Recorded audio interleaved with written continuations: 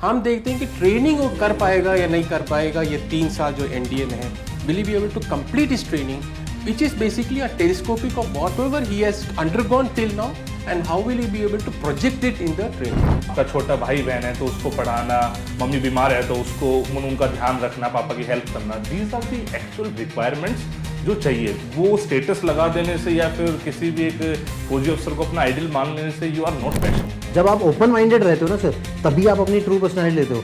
But जैसे ही आपने fixated mind कर लिया कि नहीं इसमें तो हम सिर्फ मैं यही लिख सकता हूँ, फिर आप उसमें जाल में फंस जाओगे। So that you can be natural. कितनी बार ऐसा होता है कि यार बहुत सारे आइडिया थे बोलने के लिए, लेकिन लास्ट मोमेंट पे नहीं बोल पाया, भूल गया। क्यों? क्योंकि मैं I was not prepared well enough कि क्या पूछा सकता है। हाँ जी, तो क्या हाल है आपके? मैं सुमित कुमार एक बार फिर से आपका स्वागत करता हूं अपने इस YouTube चैनल पे। आज की वीडियो डेडिकेटेड है फॉर एनडीए एस्पिरेंट्स। देखिए, जब बच्चा एनडीए रिटन एग्जाम क्लियर करके एसएसपी के लिए जाता है तो उसके मन में बहुत सारे डाउट्स होते हैं, और आजकल तो यूट्यूब पे बहुत सारे मिथ्स और गलत इंफॉर्मेशन भी प्रोजेक्ट कर दी गई है। तो एक मैंने सोचा वीडियो बनाऊं with all the experts from each technique, जिसमें आपके जो भी कॉमन डाउट्स है हर एक चीज को हम कवर करेंगे। आई गारंटी कि वीडियो देखने के बाद आपको कंप्लीट प्रोसेस का आइडिया हो जाएगा और आपको ये पता लग जाएगा कि एक्चुअली रिक्वायरमेंट क्या होती है। मैं आपके सारे डाउट्स एक एक करके पूछूंगा, वीडियो को एंड तक देखना।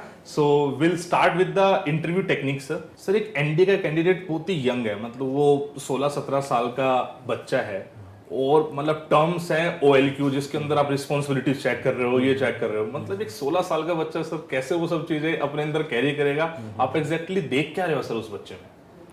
सर ऑफिसर लाइक क्वालिटीज बहुत इंपॉर्टेंट है। जो इनका जो एनवायरनमेंट जिसमें से बच्चा आ रहा है, दैट इज घर का एनवायरनमेंट हो या स्कूल का एनवायरनमेंट हो, वहाँ पे वो कैसे अपने आप का अपब्रिंगिंग करता है वो हम देखते हैं। Basically starting from may be class 7th या 8th से, वहाँ से बच्चों का वो जो जैसे वो पढ़ाई करता है, कैसे पढ़ाई करता है, कैसे डेडिकेशन का साथ करता है, उसका इंटरेक्शन क्लास में कैसा है, उसका इंटरेक्शन विथ हिज फ्रेंड्स कैसा है, कैसे वो फ्रेंड्स बना सकता है, या नहीं तो उसका टीचर्स का साथ कैसे इंटरेक्शन है, चाहे वो कर सकता है या नहीं कर सकता है, उसको याद है उसने उसका क्या क्लास में एक्टिविटी कैसा है, या उसका कैसे पार्टिसिपेशन है, या उसको याद है कि उस क्लास में उसका रैंकिंग कहाँ पे है। ये सब चीज़ें हम देखते हैं ऐसा holistic way. Even if the candidate is 16.5 या 19.5 ईयर्स, बट उसका ऑलरेडी क्लास स्कूलिंग हो चुका है। जब तक वो एनडीए दे रहा है तब तक वो 12वीं क्लास पहुँच चुका है। तो 12वीं क्लास के पहले वो जो कौन सा क्लासेस में उसने कैसे उसका बिहेवियर है, इंटरेक्शन कैसे है स्टूडेंट्स के साथ, वो लड़ाई करता है या नहीं तो लोगों का साथ बात करता है, या उसका कैसे उसका बॉन्डिंग कैसा है, how is it bonding with students, ये सब कुछ आता है in the qualities which is called as OLQs। Sir इसके जैसे YouTube पे जैसे जो normally sorry to cut sir, लेकिन जो मैंने YouTube पे नॉर्मली देखा, मतलब थोड़ा सा ना एसएसपी को बहुत मतलब इंटरव्यू को बहुत हाई फाई करके दिखाते हैं, जैसे मतलब पता नहीं मतलब ऐसे एक अलग सा मॉडल लगता है, उसके अंदर पता नहीं कौन कौन सी क्वालिटीज फिट कर दी एंड ऑल। और मुझे ऐसा लगता है सर, जब मैं 12th क्लास में था तो मतलब बहुत ही नॉर्मल तरीके से सोचता था, भाई पढ़ाई का काम मिला है, पढ़ रहा हूँ बस, माँ बाप ने बोल दिया ये करना है तो वो काम करने लग गए, ऐसे सोचते हैं। और वहीं पे मतलब एक बच्चे को सीधा ऑफिसर बनाने के लिए मतलब सेलेक्ट कर रहे हैं, तो क्या मतलब हम ये देख पाते हैं एक्चुअली इस एज में कि बच्चा ऑफिसर बन सकता है? यस सर, इंटरव्यू टेक्निक में हम एक्चुअली देख पाते हैं कि जैसे उसका बिहेवियर क्लासेस में या स्कूलिंग में या नहीं तो घर में हो रहा है, वो उसको कैसे ट्रांसलेट करेगा during is training at NDA. हम देखते हैं कि ट्रेनिंग वो कर पाएगा या नहीं कर पाएगा। ये 3 साल जो एनडीए में है, will he be able to complete his training which is basically a telescopic of whatever he has undergone till now and how will he be able to project it in the training। कभी-कभी हम सोचते हैं कि students का एक और चीज़ हम देखते हैं which is एनडीए में basically is something called as trainability। ये कैंडिडेट अगर जाएगा, अगर एनडीए एकेडमी में जाएगा, तो इसको जो असेसर्स एंड इंस्ट्रक्टर्स वहाँ पे ये कैंडिडेट को ऑफिसर बना सकेंगे, will he be able to translate himself into an officer, ये हम देखते हैं। ट्रेनेबिलिटी फैक्टर मतलब we predict हम इसको ले जाके प्रेडिक्शन में देखते हैं। So basically SSBs predict will they be able to train this particular boy or not or girl or not। Got it sir. Sir psychology पे मूव करते हैं। मतलब जिस हिसाब की आज की टेक्नोलॉजी हो चुकी है और बच्चा इतना एडवांस है सर, उसको सब कुछ पता है, उसको एक्चुअली ये भी पता है किस किस टाइप की पिक्चर आती है, बच्चा उसको रटने की कोशिश भी कर लेता है और स्मार्ट भी है कि वो थोड़ा थोड़ा कर भी लेता है उस चीज़ को। उन सब चीज़ों में कैसे डिफ्रेंशिएट हम करते हैं सर साइक में कि ये इसका एक्चुअल एसेंस है या कहीं से प्री कंसीव्ड आइडियाज टाइप कुछ है सर? सर एक्चुअली साइक में क्या होता है कि जो टेस्ट है ना, जो वो डिज़ाइन इस तरीके से किया है कि आपको अपना नेचुरल सेल्फ दिखाना है। बट जो बच्चा रट्टाफिकेशन करने की कोशिश करता है, मगअप करने की कोशिश करता है, या किसी के आइडिया कहीं से बोरो करके उसको कॉपी करने की कोशिश करता है, तो वो अपने आप पे एक मास्क लाने की कोशिश कर रहा है। और साइकोलॉजिस्ट का काम ही वही है, उस मास्क को हटा के एक ट्रू पर्सनालिटी को सामने लेके आना, दिखाना, देखना कि जो बच्चे का रिस्पॉन्स है क्या वो उसके खुद के नेचुरल रिस्पॉन्स है या कहीं से कॉपी किए हुए हैं। नाउ एक साइकोलॉजिस्ट को तो पढ़ते के साथ ही उसको एक्चुअली में पता लग जाता है, इवन बाकी टेक्निक्स में भी जैसे कि जो कि कैंडिडेट के रिस्पॉन्स होते हैं उससे पता लग जाता है कि ये खुद के रिस्पॉन्स नेचुरल है या नहीं है। जैसे मैं पहले भी एक एग्जांपल लेके समझाता हूँ कि जैसे एक कैंडिडेट का रिस्पॉन्स टीएटी में बहुत ही रट्टा लगा के आ गया है, एक बहुत ही हीरोइक स्टोरी लिख दी है, बट जैसे हम एसआरटी में पहुँचते हैं तो वहाँ पे वो जैसे कि एक है अनदर सेम एग्जांपल कि एक आपने बहुत हीरोइक स्टोरी लिखी है कि आपने किसी को सेव कर रहे हो, बचा लिया है कहीं से, किसी को किसी डिजास्टर से बचा के लेके आ गए हो, बट जैसे ही एसआरटी में पहुंचा जो उसकी daily day to day life की जो रिस्पॉन्सिबिलिटी है ना, वो उसी को ही रिस्पॉन्सिबिलिटी लेने के लिए रेडी नहीं है। तो वहाँ पे उसके जो रिस्पॉन्सेज हैं वो कॉन्ट्राडिक्ट कर जाते हैं, इनकंसिस्टेंसी आ जाती है। आप खास करके साइकोलॉजी में आप बहुत देर तक आप फेक नहीं कर सकते हो, आप 3-4 स्टोरी फेक कर सकते हो, और जैसे ही, और बिकॉज वो डिज़ाइन ही उस तरीके से है, आपके ऊपर टाइम प्रेशर है, आपको 30 सेकेंड में ही पिक्चर को देखना है, 4 मिनट में आपको कंप्लीट भी करना है। तो अगर आप फेक कर रहे हो तो 3-4 स्टोरी के बाद आपका जैसे ही रियल सेल्फ आएगा बाहर, तो मुझे अभी उसके बाद इनकंसिस्टेंसी, जैसे आपका ग्राफ अभी ऊपर जा रहा है, 3-4 स्टोरी तक आपने बहुत अच्छी स्टोरी लिखी, और जैसे ही वो जो फेकनेस जो खत्म हुई, आपका ग्राफ नीचे आ जाएगा। But I understood your point, मतलब ये मेरे ही अगेंस्ट जाएगा, लेकिन फिर हम कोचिंग में क्या कर रहे हैं सर? अगर उसका सिर्फ नेचुरल सेल्फ ही देखना है तो फिर तो बंदे को बिना कोचिंग ही जाना चाहिए ना, फिर कोचिंग की दे रहे हैं। नहीं सर, देखो कई बार क्या होता है कि हम, और इवन जब हम एसएसबी करते हैं ना, तो हम कई बार देखते हैं कि कैंडिडेट में पोटेंशियल होता है, बट उसको सही डायरेक्शन में कोई गाइड करने के लिए नहीं होता है। बिकॉज आजकल इंटरनेट पे इतने गलत चीज़ें और मिथ्स के बारे में लोगों को सुनते हैं और समझते हैं, उनको लगता है कि यही सच्चाई है ना, जो भी बहुत सारे कैंडिडेट जो आते हैं वो यहीं से यूट्यूब से और कहीं से सुन के वो प्री कंसीव्ड आइडियाज़ लेके आते हैं। बट जैसे एक मेरे साथ केस हुआ था कि एक कैंडिडेट आया था, उसने बहुत सारे अटेम्प्ट दिए हुए थे, है ना, बट जब मैं उससे बात करने लगा, उसके प्रोसेस के बारे में जानने लगा, तो मुझे उसके प्रोसेस सुन के ही मुझे पता लग गया कि ये इसका, अगर साइक की अगर हम पार्ट की बात करें, साइक में क्लियर क्यों नहीं हो रहा है, बिकॉज उसके सारे प्री कंसीव्ड आइडियाज है, पहले से ही फिक्सेटेड माइंड बना रखा है कि अच्छा 2 लोग दिखा दिए जाएंगे तो मैं ये स्टोरी लिख के आ जाऊंगा, ऐसा कुछ दिखा दिया तो मैं ये थीम लिख के आ जाऊंगा, एक्सीडेंट दिखा दिया तो कंपल्सरी उसने रटी हुई है कि रट ली आएगी, मैं ये करके आ जाऊंगा। बट जब तक आप उस स्टिमुलस के बैकग्राउंड को, उनके कैरेक्टर्स को, यहाँ पे what emotions happens here, even in his class I think they discuss on like you generate your own idea, तेरा खुद का आइडिया क्या है, then how you gonna project this idea। अब आप इसको प्रोजेक्ट कर रहे हो तो इसमें देखो these are things which are missing out, or these are things which you can further change it, और ये तो कहाँ से, इस पिक्चर में दिखाया तेरा आइडिया तो है ही नहीं, इसका मतलब ये। So I think he's unmasking into the classes only, and then मतलब एक्चुअली रियलिटी है कि मास्क शायद सोशल मीडिया या बाकी सोर्सेज इतना लगा दिया है कि कोचिंग में उसको हटा रहे हैं। सर एक्चुअली मैं अभी अपनी क्लास में मैं किसी को ये नहीं बोलता हूँ कि भाई आप ये लिख के आओ, है ना, मैं कोई रट्टो वहाँ पे मतलब उनको रटा नहीं रहा हूँ कि भाई ये स्टिमुलस आएगा आप ये लिख के आओ, ये ओपन एंडेड है सर, आपको जो सही लगता है उस पिक्चर को देख के आप वो लिखो, बट आपका परसेप्शन सही होना चाहिए, जो आपको सिचुएशन दिखाई जा रही है, आपको जो प्रॉब्लम दी जा रही है, आप उसी पर ही लिखो। अगर आपने वो सही से अपने पिक्चर को सही से ऑब्जर्व कर लिया, सही से परसेप्शन आपने सही रखा, फिर आपके पास कोई लिमिटेशन नहीं है कि आप बस यही लिख सकते हो।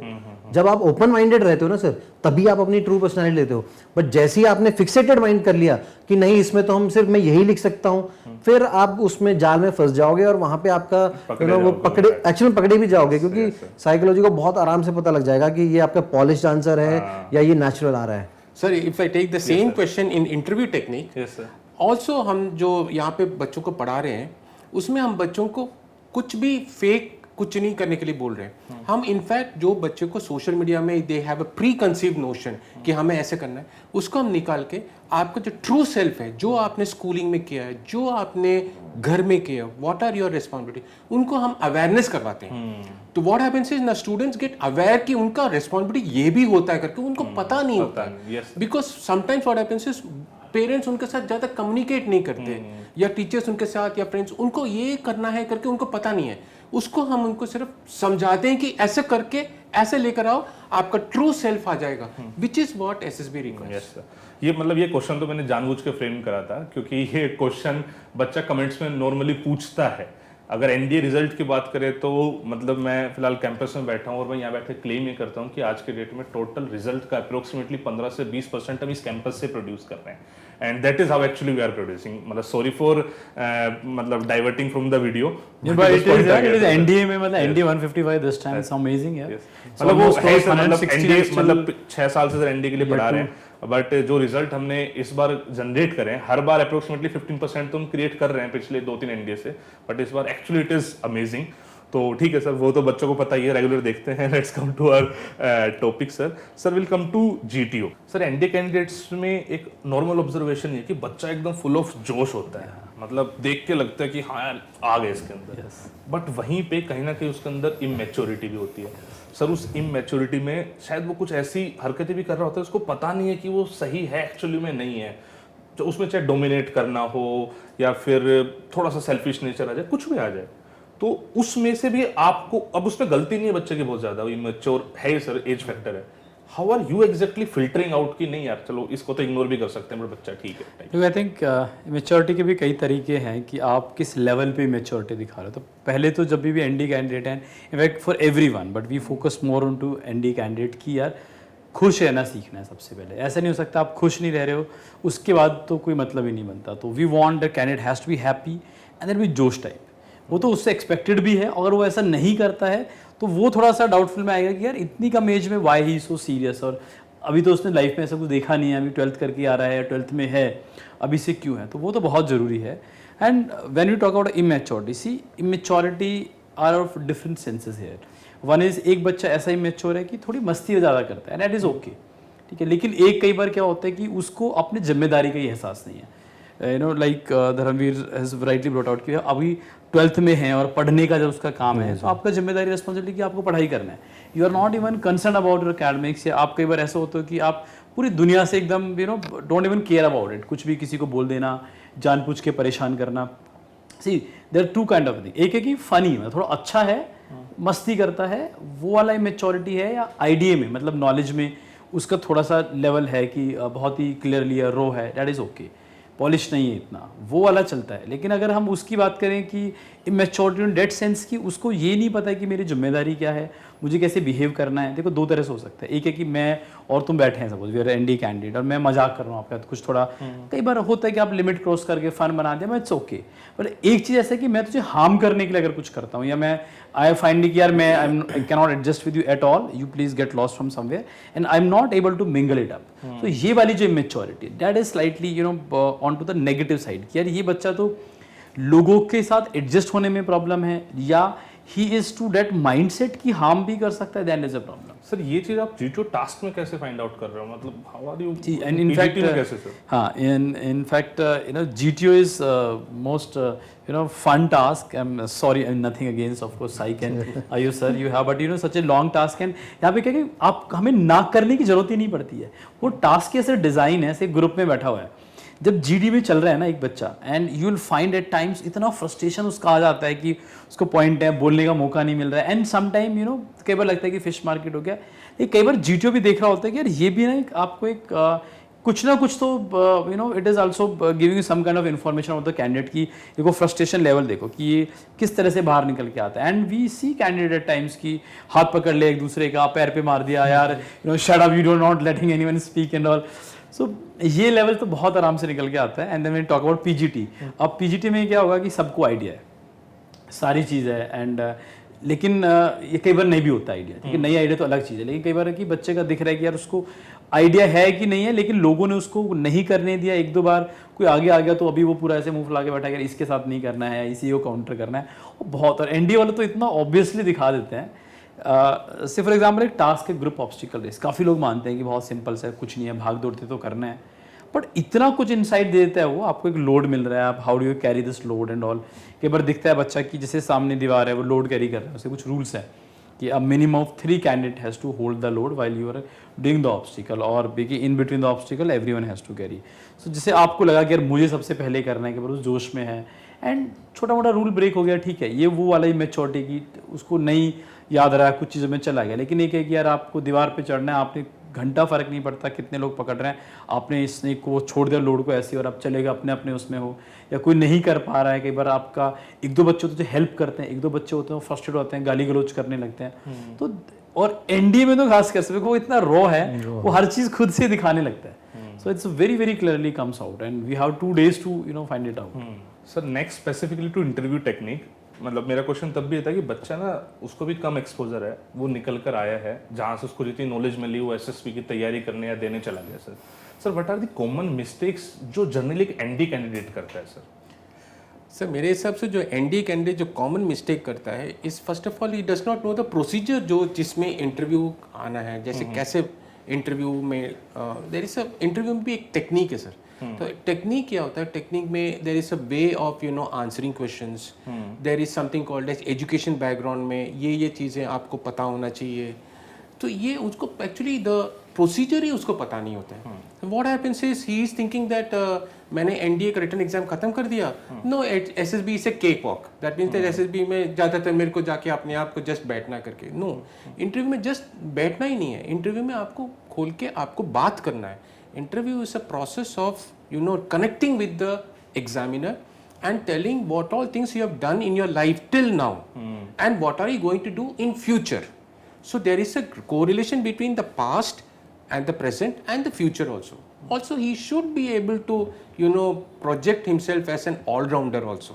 That means थोड़ा बहुत उसको interest होना चाहिए in not only studies but games also. Games, sports में. Some extracurricular activities में, some hobbies and interest में होना चाहिए, and something which he should have achieved which you should be able to tell also. Now candidate को ज़्यादातर कैसे उसको project करना है, in what sense and what type of questions with the interviewing officer is supposed to be asking, ये उसको पता नहीं चलता, विच वी यहाँ पे उनको एक सॉर्ट ऑफ इंट्रोडक्शन एंड हम मतलब जनरल मैं ये बोल सकता हूँ कि उसको ऐसा चाहिए तो पता है एसएसबी में इंटरव्यू होता है, बट उसका deep analysis he is kind of missing, कि मतलब एग्जैक्टली पूछा क्या जाना है, उसके हिसाब से तैयारी क्या करनी है, तैयारी क्या करना है उसको पता नहीं रहता, बिकॉज एसएसबी में interview is a vast subject, in fact it is not even a subject basically. तो एक student who is around 17-18 years old, उसके दिमाग में ये, उसको अभी तक उसके लाइफ में कभी भी कोई उसको ऐसे बताए नहीं है इन स्कूल और anywhere else, he has not been introduced to this. Sir हाँ, इससे मेरा क्वेश्चन ये था, जैसे उस बच्चे से हम क्वेश्चन पूछ रहे हैं defence specific, current affair, sir maximum बच्चा है नॉन मेडिकल साइंस वाला जिसको फुर्सत ही नहीं है पीसीएम से बाहर निकलने की, तो अगर उसको नॉलेज नहीं है तो क्या मतलब उसकी परफॉर्मेंस हैम्पर हो रही है? Are you judging him on base of this knowledge? Some basic knowledge होना मैंडेटरी हम समझते हैं, क्योंकि generally which ever organisation you are going for example अगर वो एनडीए जाना चाहता है तो एनडीए क्या है करके उसको पता होना चाहिए, एकेडमी में क्या क्या बेसिक थिंग्स है, एंड आजकल sir everything is available on the social media, इसलिए पता लगेगा उसके इंटरेस्ट है भी ज्वाइन करने का। This shows that he is having some interest. Now suppose उसके फादर इज फ्रॉम आर्मी या नहीं तो फ्रॉम एयरफोर्स या नेवी में, and he doesn't have show any interest about that, then father के बारे में पूछता नहीं है कि आर्मी में क्या क्या है करके, this shows that there is a lack of interest, तो that gets translated into lack of performance in the NDA academy actually. So हम उसको थोड़ा सा हम बताते हैं कि ये एरियाज में थोड़ा सा पढ़ लो। Now when the student comes studies and then comes for the interview, उसका परफॉर्मेंस इज जज इन दैट। एग्जैक्टली सर, मैंने ये चीज काफी ऑब्जर्व करी है सिंस इतने टाइम से एनडीए एस्पिरेंट्स को देख ही रहे हैं कि जोश टाइप तो फुल है, मतलब एनडीए जाना ये तो खूब है, रील्स देख देख के मोटिवेट तो हो रखा है, बट एक्चुअली इन डेप्थ उस पर काम नहीं कर रहा है। जैसे सर बता रहे हैं कि उसके आप नॉलेज होनी चाहिए, जो आपके सराउंडिंग से फादर कहाँ जॉब कर रहे हैं, सर यहाँ पे हम क्या करते हैं, उसको ओरिएंटेट करते हैं, यस सर, उसको एक फोकस दिलाते हैं कि ये is the subject which you have to study. Yes sir, now उसको हम स्टडी करवाते भी हैं, we give them imposition, we give them homework, we give them assignment. Yes sir, जब वो स्टूडेंट को हाँ उसको पता चला है कि मेरे को ये करना है करके, जब वो करता है then we go for a mocks, जिसमें वो जो हम उसको पढ़ा रहे हैं उसको हम उसको हाँ जज कर रहे हैं और जज करते हैं। हाँ वो तो है Which is almost the same as what is there in the SSC. General knowledge की जो बात कर रहे हैं Yes, sir. सर, जैसे हम बहुत ही बेसिक अपना अगर लाइफ का एग्जांपल लें, अगर मेरे को क्रिकेट खेलना पसंद है, Yes, sir. अगर मेरा इंटरेस्ट है बहुत ज़्यादा, तो हम कुछ भी करके थोड़ा टाइम निकाल ही लेते हैं। इंडिया का मैच चल रहा है, हम दो मर्जी करें फिर भी एक स्कोर तो देख लेते हैं कि क्या चल रहा है। सेम यहाँ पे है सर, अगर आप बहुत ही पैशनेट हो डिफेंस फोर्स को लेके, तो आपको थोड़ा बहुत उसकी नॉलेज तो होनी आ ही जाएगी, आप खुद सीख लोगे। ये सब पैशन की ना डेफिनेशन थोड़ी अलग सी होगी। आज के डेट में ना पैशन दिखाने का बच्चे से लगा ये स्टेटस लगाना, वो बस यूनिफॉर्म देख के बस वो खुश हो रहा है, बट एक्चुअली उसके बारे में नहीं जानना चाहता। ये तो डिफेंस नॉलेज का है, जनरल अवेयरनेस का बताऊं। सर की मुझे इंटरव्यू से याद आया sir, there was one candidate, अब देख एक बच्चा 12th का है, बोलते कि उसको टाइम नहीं लगा, वो जेई वाला लड़का था एंड उसे बहुत मेहनत किया, तैयारी किया, उसको कुछ नहीं पता अदर देन अकेडमी, उसके पेरेंट्स ने उसी के लिए टाइम दिया हुआ है। अब उसके ग्रैंड पेरेंट्स को, उसकी ग्रैंड मदर थी जिसको डायबिटीज था, अब उसको ये नहीं पता है कि डायबिटीज का लेवल क्या है। अगर कल को एक बच्चा जो 12th का बच्चा है, आप घर वाले ये जिम्मेदारी देके कि यार घर पे कोई नहीं है, अपनी दादी का ध्यान रखना, वो किस काम का, जिसको ये नहीं पता है कि दादी का शुगर बढ़ गया कि कम हो गया, क्या दवाई देनी है, उसको दवाई के नाम तक नहीं पता है, कल को दवाई खत्म भी हो गई, या सपोज पसीना आ रहा है, ऐसे कई बार ओवर स्वेटिंग हो रहा है या कुछ है, तो उसको यही नहीं पता। I think it was a candidate and आपके इंटरव्यू में सर हुआ था, was telling you know when he is coming outside, तो उसने किसी सोचा होगा, कहीं सुना होगा, नहीं ऐसे बताना है, तो वाज टेलिंग कि नहीं मैं घर पे सारे काम करता हूँ, I look after my grand mother, मैं दवाइयाँ लेके आता हूँ, काट के बॉक्स में रखता हूँ।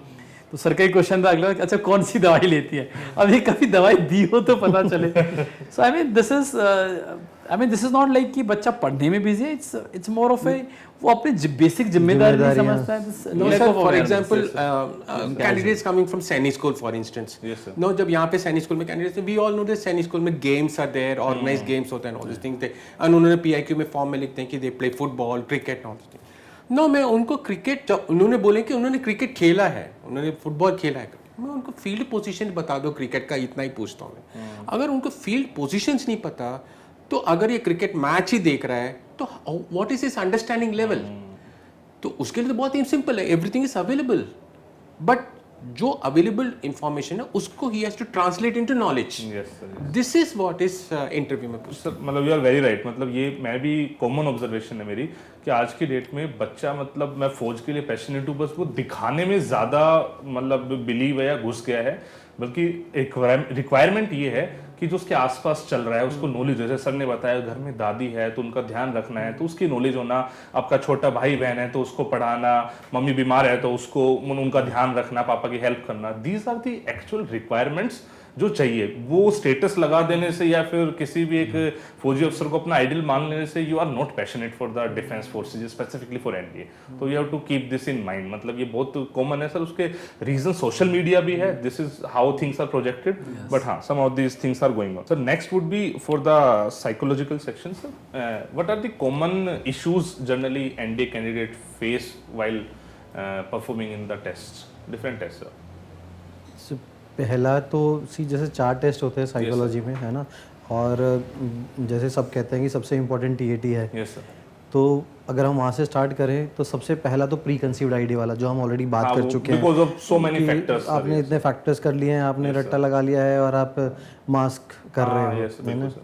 दूसरा एक कॉमन मिस्टेक है कि यू नो पीपल थिंक कि communication is not so important. Communication is very important. हालांकि ग्रामर मिस्टेक और ये सब इतना इम्पोर्टेंट नहीं है, बट आप क्या कन्वे करना चाहते हो वो आप सच में कन्वे कर पा रहे हो कि नहीं कर पा रहे हो, वाइल राइटिंग वो बहुत इंपॉर्टेंट है। बिकॉज कभी कभी बहुत सारे कैंडिडेट हैं जो ऐसे बैकग्राउंड से आते हैं जिनका इतना एक्सपोजर नहीं है, वो माइंड में तो कुछ और सोचते हैं, वो कन्वे कुछ और करना चाहते हैं, बट जब लिखने लगते हैं तो वो कन्वे कुछ और होता है। तो उस पर भी उनको ध्यान थोड़ा सा, and as a 12th standard not everyone is so good in communication, तो उनको उसका थोड़ा सा ध्यान रखना चाहिए कि जो थोड़ा जब प्रैक्टिस कर रहे हैं थोड़ा बहुत, तो उसमें उस चीज़ का ध्यान रखें कि फ्रेम अपना जो कन्वे करना चाहते हैं उसको अच्छे से एक्सप्रेस करें। एक उस चीज़ का उनको थोड़ा सा ध्यान रखना बहुत ज़रूरी है। Got it sir, thank you sir. मैं जीटीओ सेक्शन पे आऊँ तो जो अपने आउटडोर टास्क होते हैं उसमें मतलब हमने चाइल्डिश या फिर इमेच्योर बिहेवियर की बात तो करी, लेकिन कुछ मिथ्स भी हैं सर। जैसे एग्जांपल है, सबसे इम्पोर्टेंट टास्क सीटी होता है, बिकॉज उसमें जीटीओ एक्चुअली ग्रिल कर रहा होता है। कुछ बोलते हैं आपने पीजीटी में अगर अच्छा परफॉर्म कर लिया तो हो जाएगा। तो मतलब सबसे पहला question, are they different for different entries and what is the reality behind this? Okay, actually one has to understand all this task, जितना भी सीरीज है, जितना भी हम वहाँ टेस्ट करा रहे हैं, it is to know the personality of a candidate. So कई बार बच्चा ना सिर्फ वो टास्क तक लिमिट रह जाता है। जैसे सिर्फ आइडिया देना ही एक वो नहीं है। तो अगर इफ आई टॉक अबाउट कि are they different for different entry, no, all outdoor tasks are similar for every kind of entry. There is no difference. Now come back to this ki how you then segregate which task is more important and all. There is no, we cannot say कि this task is important, this is less important. Every task is equally important. In fact, जब start करते हैं, जैसे we divide this total 9 tasks into 3 different categories and we call them series. Basic series, confirmatory series and final series. Basic series में सारे के सारे group task हैं, जो पूरा ग्रुप मतलब 6 to 10 कैंडिडेट जितने भी ग्रुप में हैं जीटीओ के में, वो सारे एक साथ करते हैं। तो पहला जीडी हो गया, दूसरा जीपी, तीसरा PGT and GOR. Yes, basic series में जीटीओ ये सेग्रीगेट कर रहा है कि out of these 8 to 10 candidates में किसको कौन बेहतर है, कौन थोड़ा सा ज़्यादा अच्छा परफॉर्म कर रहा है, कौन अपने आप को प्रोजेक्ट कर रहा है। अगर suppose command task is also important, लेकिन अगर आपने बेसिक सीरीज में अच्छा नहीं किया तो कमांड टास्क में क्यों आपको ग्रिल करेगा? Is not going to waste his time on a candidate जिसने बेसिक में नहीं किया। जब आपको इतना सारा मौका मिला वहाँ नहीं किया, अभी क्या कर देगा अलग? तो वहाँ पे उसको ग्रिल करेगा जिसने एक्चुअल में पहले अच्छा किया है। सो इट ऐसा भी नहीं है कि पीजीटी में अच्छा कर दो आप यहाँ पास हो जाओगे, वो भी नहीं है। You have to have this show this consistence. वहाँ पे अब ये आ गया कि यार यहाँ पे मैंने पूरे ग्रुप में देखा and we follow the concept of figure in ground. Basically यहाँ पे क्या है, और अगर मैं इसको बिल्कुल सिंपल टर्म्स में बोलूँ तो एक ग्रुप डायनामिक्स है और ये टास्क ऐसे डिजाइन किए गए हैं कि ग्रुप एक का इफेक्टिवनेस अलग अलग तरीके से बाहर आता है। पहला टास्क है जीडी, जिसमें एक थोड़ा सा बच्चा एक्सप्लोरेशन स्टेज में है, जहाँ पे एक दूसरे को जानने की कोशिश कर रहा है, किसी का आइडिया कैसे है, पहली बार एक इमेज बना रहा है। वो तो सिर्फ जीटीओ इमेज नहीं बना रहा है बच्चों के बारे में, बच्चे भी आपस में एक दूसरे के बारे में इमेज बना रहे हैं। Now move to the second task which is called group planning exercise. यहाँ पे जो ग्रुप है वो अब वो एक दूसरे के बारे में काफ़ी हद तक जान चुका है। तो एक्सप्लोरेशन स्टेज ऑलमोस्ट दो इट विल कंटिन्यू आगे भी, लेकिन अब उससे ज़्यादा यहाँ पे कंपटीशन स्टेज में आते हैं, क्योंकि एक प्रॉब्लम दिया गया है, यहाँ पे आपको कुछ उसके सॉल्यूशन लिखने हैं। Everyone try to write their own solution and own story and thereafter they discuss among each other कि भाई किसका आइडिया बढ़िया है। क्योंकि आप अपने आइडिया पे इतना ज़्यादा अटैच हो जाते हो, तो यहाँ पे जो ग्रुप है वो कॉम्पिटिशन फेज में चल रहा है। Then come to the PGT, पहला आउटडोर टास्क। यहाँ पे वो स्टेज जो ग्रुप का है, ग्रुप डायनामिक्स का, चेंजेस टू कोलैबोरेशन। जब तक ये बच्चा दूसरों के साथ कोलैबोरेट नहीं करेगा, इस टास्क में आगे बढ़ ही नहीं सकता। अब ऐसा नहीं कि आप फट्टा बल्ली लेके भाग भी गया, अगर आपने आगे लगा भी दिया, अगर ये ग्रुप रेडी नहीं है आपका आइडिया मानने के लिए, वो चलेगा नहीं आपके साथ, तो ग्रुप तो टास्क कंप्लीट ही नहीं हुआ। So moreover he understand the value of कि he has to collaborate with other. और फिर इतना भारी ऐसे नहीं है कि फट्टा भी खुद उठा लिया, वो ऐसा तो है नहीं उसके 8-10 हाथ हैं, कुछ वो किसी देवता या देवी का अवतार है, ही नीड सम हेल्प किसी को टाई करने में, तो ही ट्राई टू कोलैबोरेट। और यहाँ पे टास्क में ना 4 टास्क हैं एक साथ, मतलब पीजीटी में प्रोग्रेसिव की डिफिकल्टी लेवल बढ़ रहा है। सो बहुत बार मौका मिलता है आपको। अब ग्रुप ऑब्स्टिकल रेस में वही बच्चा डिसिप्लिन फॉर्म में आ जाता है कि उसका जो कंपटीशन है वो किसी दूसरे ग्रुप के साथ हो रहा है, इस ग्रुप को उससे जीतना है। तो अब ये पूरे ग्रुप के अंदर एक बाउंड, मतलब सॉलिड एक बॉन्डिंग बन जाता है कि उनके साथ करना है। Now GTO can carry out those experiment. अब बच्चे का जो भी करना है कि अब उसको फर्दर वो चेक करेगा, लेकिन जिसने स्टार्टिंग में अच्छा दिखाया अब उसको एक अलग लेवल पे लेके जाएगा। अब आगे बड़े छोटे टास्क हैं जो कन्फर्मेटरी सीरीज में या तो हाफ ग्रुप टास्क हैं, छोटे छोटे ग्रुप्स में, या इंडिविजुअल टास्क हैं। अब यहाँ अच्छा किया तभी तो आपके लिए अच्छा लेवल सेट करेगा ना, वरना तो फिर ये होगा कि बच्चे को जब आइडिया नहीं है और मैं उसको बहुत टफ टास्क पे लेके चला जाऊंगा तो वो तो बेचारे बच्चे का और मोरल डाउन हो जाएगा। एक तो ग्रुप डायनेमिक्स भी खराब नहीं करनी है। जीटीओ में बेस्ट पार्ट क्या होता है, टेस्ट के बाद हर बच्चे को लगता है कि यार जीटीओ तो बेस्ट था, सर जीटीओ में तो पक्का पास हो जाऊंगा। ये भी काइंड ऑफ है उसकी फीलिंग है, because GTO try to create this कि लास्ट तक भी वो टास्क में ये मेंटेन करके रखता है कि हर बच्चे को लगे कि वो अच्छा कर रहा है। तो जो थोड़ा लो कर रहे हैं, नहीं आइडिया है, उनको लो लेवल का टास्क देगा, जो थोड़ा अच्छा कर रहे हैं थोड़ा और लेवल का देगा, जिसको लग रहा है कि कुछ डाउट और क्लियर करना है उसको ग्रिल भी करेगा। एंड व्हेन वी से grilling here, it is not like कि आपको वहाँ पे कोई डांट रहा है कुछ करे, it is more of A raising the difficulty level, ताकि मैं उसका एक लेवल सेट कर सकूँ, मैं देख सकूँ कितने लेवल तक you know he carry out all this. मतलब डिजाइंड इस तरीके से कि ऑटोमेटिकली वो सब चीजें Yes. निकल के आ जाएंगी. So madam, this is like you know how they have to go ahead. Talking about ND candidate, तो जैसे ND का किसी का भी देखो, कई बार क्या करते हैं कि बच्चे बड़ा फेक करने की कोशिश करते हैं. जैसे ग्रुप ऑब्स्टिकल रेस है, अब उसमें सारे लोग भाग के कर रहे हैं, चढ़ रहे हैं, तो उसने सुना है कि भैया वहां जाके हेल्प करना. Of course you have to help, but help करने एक तरीका है. जैसे दीवार है, उस पर चढ़वाना है, तो लोग ये नहीं है कि अगर किसी को नहीं चढ़ा जा रहा है तो सपोर्ट फ्रॉम बैक साइड, थोड़ा सपोर्ट कर दिया, थोड़ा पुश कर दिया, पुल कर दिया ऊपर जाके. लोग क्या करते हैं, नीचे पूरा बैठ जाएंगे कि मेरे ऐसे लेट जाएंगे ना, थोड़ा उगड़ो होगी, कमर पे पैर रख के ऊपर जाओ, मतलब they behave like a stool, कि मतलब use me as a stool. So बेवकूफ तो नहीं चाहिए. तो मतलब ऐसे फेक तो वहां अलग ही निकल के आ जाएगा, यार फेक कर रहा है. ये सब नहीं करना है. You just enjoy the process and try to give your best. Sir मुझे मैक्सिमम चीज़ों का आइडिया हो गए, मतलब मैंने टेक्निक वाइज भी सब कुछ निकाल ही लिया है. एक क्वेश्चन है जो बहुत कॉमनली बच्चा पूछता है कि जब आपसे स्पेसिफिकली जीटीओ इंटरव्यू अफसर पूछ रहे होते हैं कि क्या आप कहीं से कोचिंग लेकर आए, तो उसका आंसर क्या दे बच्चा? अगेन देखो, सच पे सब कुछ टिका हुआ है. कोई तो मैं इसलिए फेल नहीं कर रहा है क्योंकि आपने कोचिंग लिया. ऐसे तो फिर 99% बच्चा फेल होगा because he has been to some और अदर कोचिंग. ठीक है, it doesn't matter you whether you have taken coaching और नॉट. योर सिलेक्शन और rejection is purely based on your performance and not on the coaching. And as such coaching भी ऐसा नहीं है कि आपको एक इंजेक्शन डाल देगी कि आपने सडनली ऐसा कर लिया और आपको रिकमेंड हो जाओगे. So when we talk about coaching, and कई बार होता है कि ये बहुत ओवर कोच कैंडिडेट है. ओवर कोच या कोच्ड कैंडिडेट का मतलब होता है कि उसके जो रिस्पॉन्स है वो अपने नहीं है. फॉर एग्जाम्पल, जैसे अभी धर्मवीर सर ने बताया कि भैया बच्चे को स्टोरी रटना नहीं है, उसको समझना है. जैसे अपना कृष्णमूर्ति सर बोले थे, सर ने बताया कि you know how they keep grilling, so they also come to know कि उसका नेचुरल रिस्पॉन्स क्या है. So once you try to be yourself, it doesn't matter where you coming from. The moment you try to fake it up, that is the wrong terminology. So if you have taken coaching, be self care. मुझे तो and everyone wants to get recommended. Sir recommend होना था, या मैं पहली बार नहीं हुआ, अभी मेरे को उस पर काम करना था, तो so why not? And किस टेस्ट में लोग तैयारी नहीं करते हैं यार? अभी तैयारी करके जाना तो गुड साइन.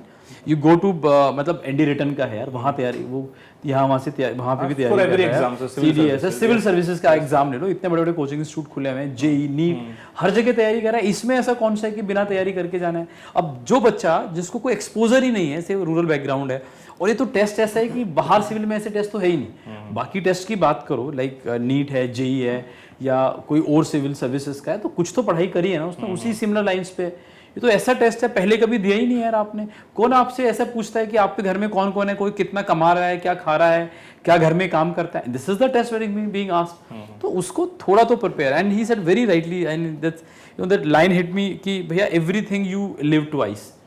कि एक बार आप उसको माइंड में करते हो तो एटलीस्ट एक बार जी के तो देखना पड़ेगा ना, सिस्टम को जानना पड़ेगा, so that you can be natural. कितनी बार ऐसा होता है कि यार बहुत सारे आइडिया थे बोलने के लिए, लेकिन लास्ट मोमेंट पे नहीं बोल पाया, भूल गया. क्यों? क्योंकि मैं I was not prepared well enough कि क्या पूछा जा सकता है. So by coaching means just कि he is slightly familiar to the system. You know ये पूछेंगे तो ऐसे रिप्लाई है, and some expertise sitting there and telling him कि बच्चा if you speak this is not the way you should go ahead, and this is the way you can further improve.